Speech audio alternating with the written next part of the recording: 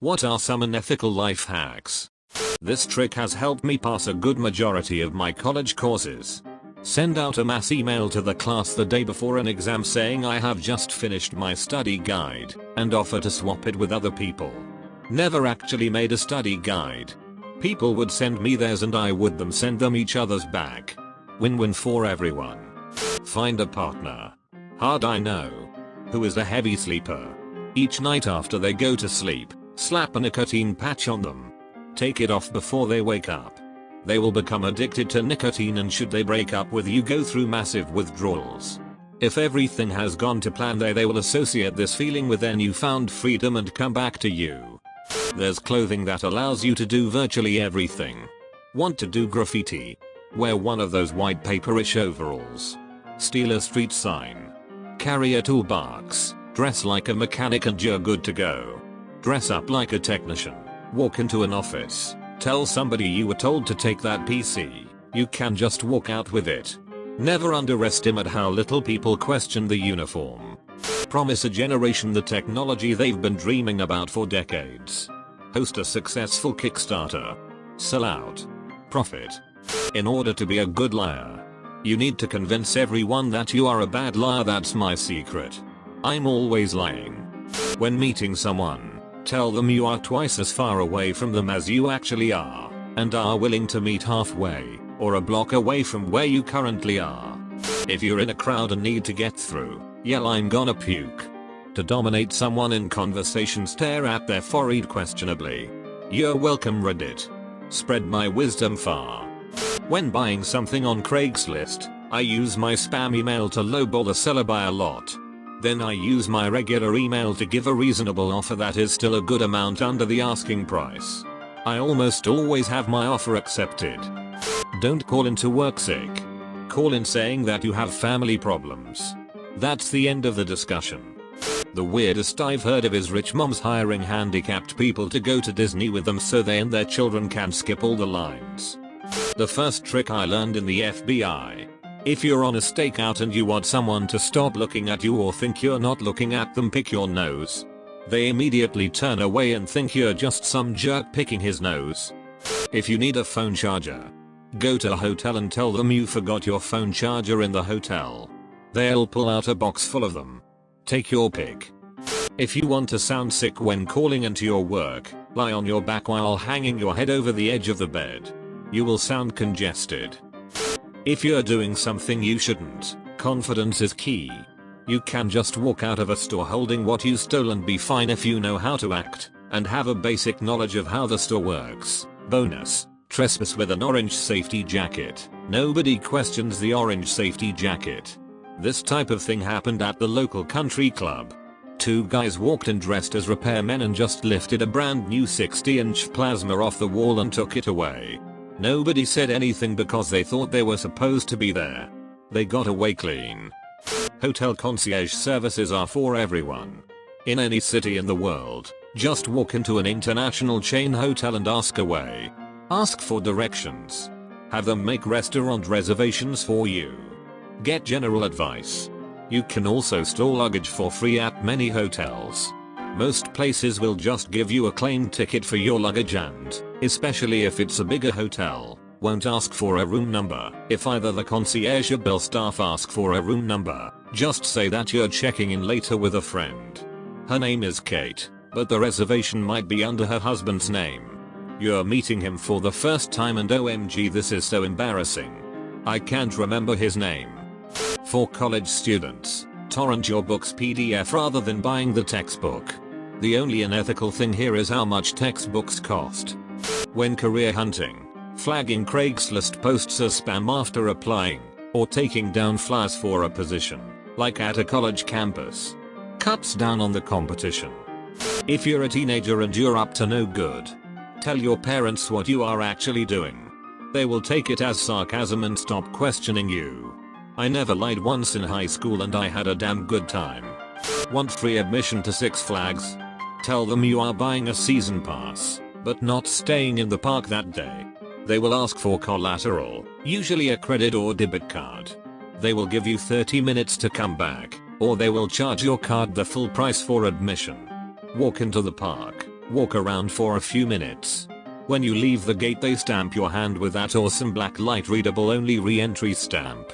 Go get your collateral back from the ticket booth. Then you can walk right back up to the re-entry gate, show them your stamped hand, and viola. Free park admission. I lived in upstate New York with a friend for a year. We didn't know any people really. Test drove a truck to move a couch. When we finished, I said I like it but I have to discuss with the missus. I've got your card. I used to keep a cup from McDonald's in my car at all times. And whenever I was driving and wanted some soda I would just walk in any McDonald's and refill my cup. I did this for weeks. I probably missed the boat on this one, but here goes anyway. When I was going to college I would walk over to Whole Foods and get some of their most expensive grass-fed bone and ribeye steaks from the meat counter. The butcher would wrap them up and slap a price tag on them. If I was getting meat for a BBQ this was sometimes upwards of $200.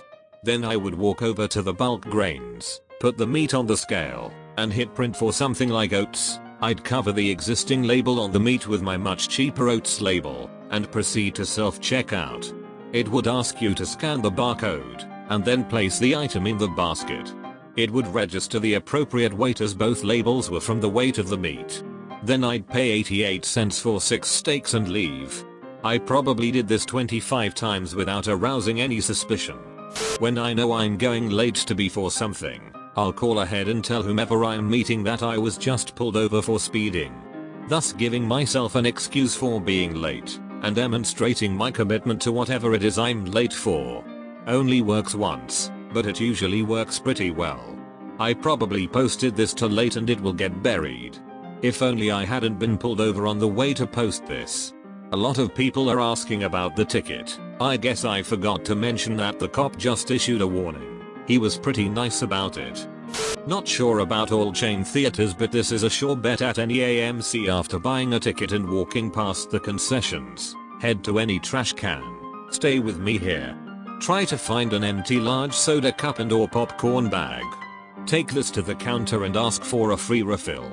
They will take the old bag or cup and throw it out, thank God, and fill a new one, with refill repeating in bold around the rim. They do this to prevent people from getting more than one refill, but it's a surefire way to grab free food in a super expensive theater.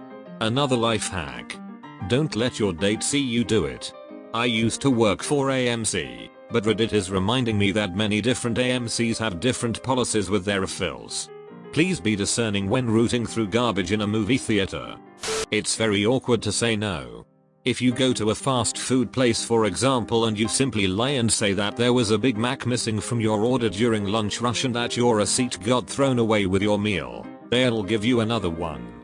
McDonald's is very customer service driven. You can finish your Big Mac, take the empty wrapper to the counter, tell them it wasn't good, and they'll likely just give you another one. They're not in the business of alienating customers over a couple patties. Ronald's in the long game. He's got you for life. I know a guy who used to get free meals all the time. I'm not condoning it, but it worked. He would find a chain restaurant, like an Olive Garden or Applebee's or such, and call them during the day to ask what manager was on duty that night. Then he'd call during dinner and ask to speak to the manager by name. Hi. Dave. Yeah, this is Mr. Madubnameski, from a city that's not this city.